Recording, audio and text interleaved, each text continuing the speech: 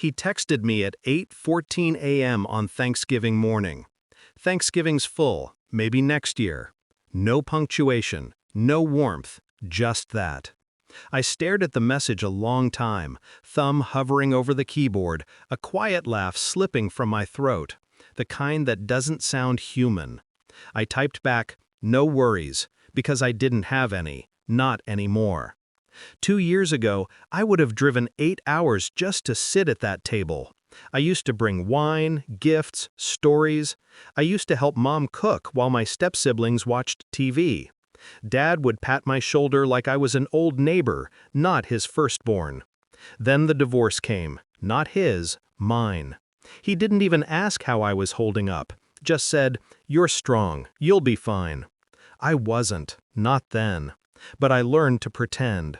When he remarried, I tried to fit into their new picture. Thanksgiving after Thanksgiving, I'd stand in doorways holding a pie like a peace offering.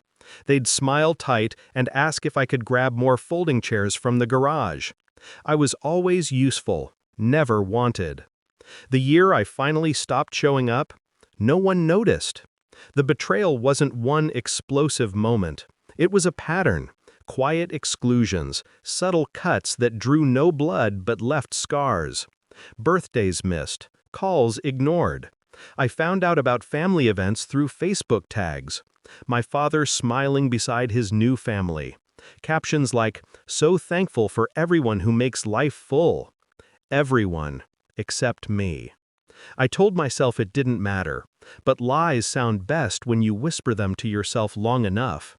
Then came that Thanksgiving text. The final confirmation that I'd been erased. I didn't rage. I didn't cry. I planned. For 6 months I worked, not to prove them wrong, but to build something that didn't include them. I sold my apartment in Seattle, liquidated the company I co-founded, and bought land in Montana. $5 million worth of quiet.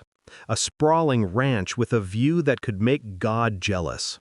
I rebuilt myself brick by brick, not out of pride, but precision. Every decision, every dollar, every silence, calculated. By the time November rolled around, I had a staff, a kitchen, and a mission.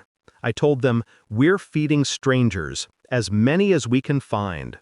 Homeless shelters, nearby towns, travelers stranded by the snow." 200 people showed up that day. Children, veterans, widows, drifters. The smell of roasted turkey filled the cold air. Laughter bounced off the barn walls. I stood there, apron dusted with flour, carving meat for people who looked at me like I was family.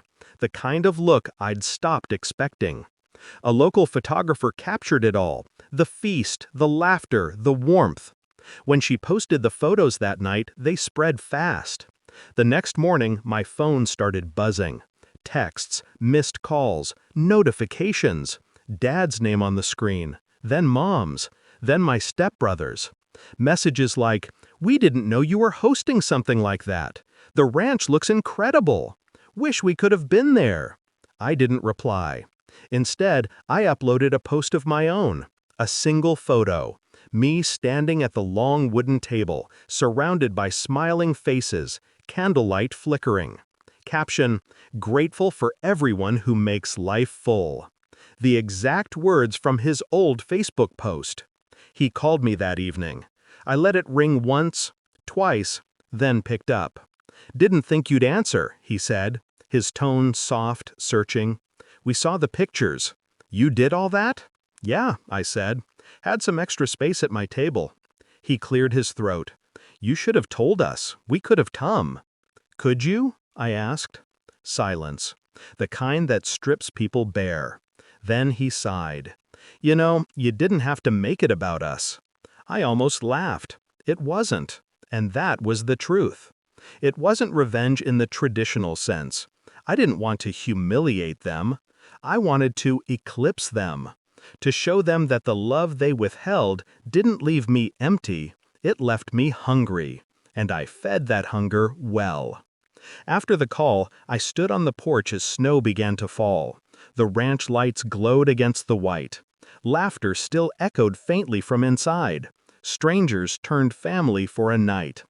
That's when I realized revenge isn't always loud. Sometimes it's the quiet proof that you never needed their table to feast. Dad texted again later that night. Maybe next year? I stared at the screen for a long time, then deleted the message. No anger, no sadness, just peace. Cold, clean, and earned. Because sometimes the best revenge is simply being full.